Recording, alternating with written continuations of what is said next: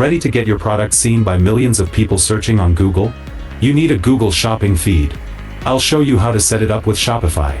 Welcome back to Guide with Samuel. Google Shopping shows your products at the very top of search results with an image and price. The easiest way is using the free Google and YouTube app in Shopify.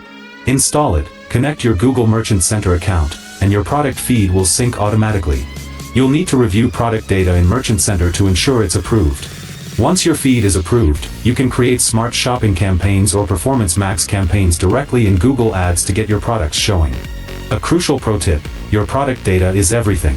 Before syncing, make sure your titles, descriptions, and images are optimized for the keywords your customers are searching for.